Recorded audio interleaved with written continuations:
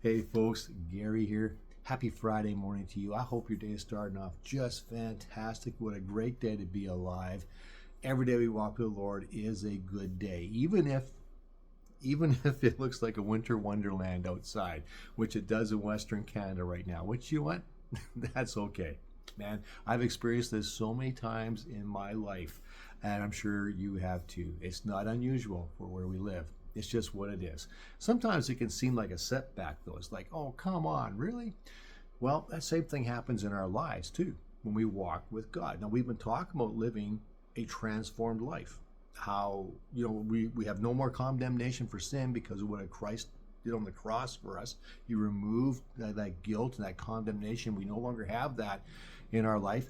And we can live a transformed life with Jesus because of his resurrection on the cross. From the grave. His resurrection from the grave, which conquered sin and death. So we get to live for eternity with God, but we also get to live a resurrected life with him right now. But sometimes we have setbacks. Who knows you have setbacks? Like, oh man, I can't believe I did that. That kind of thing. Yeah, I think that happens in everyone's life. Kind of like having those snowstorms come in the springtime. You say, I don't want this. I don't like this. Why?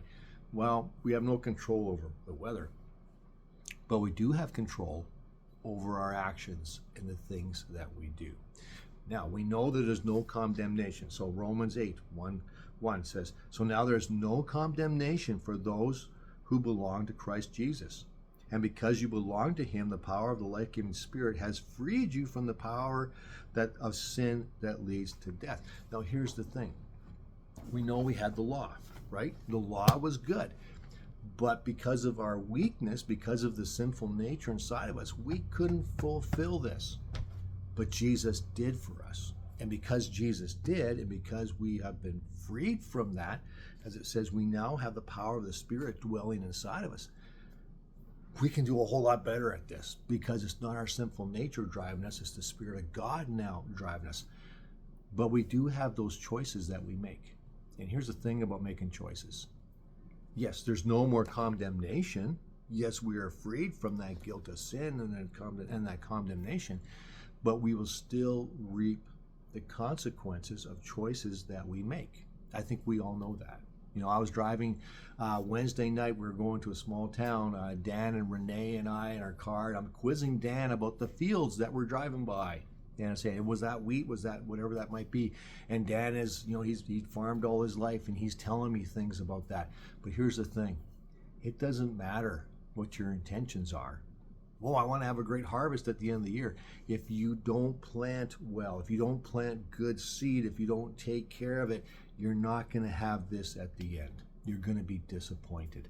It's the same thing in our lives. If we plant the wrong stuff, we're going to reap the wrong stuff, right? So plant this, right? If you're planting the fruit of the Spirit, love, joy, peace, kindness, mercy, all these kind of things, well, you're going to reap really good stuff.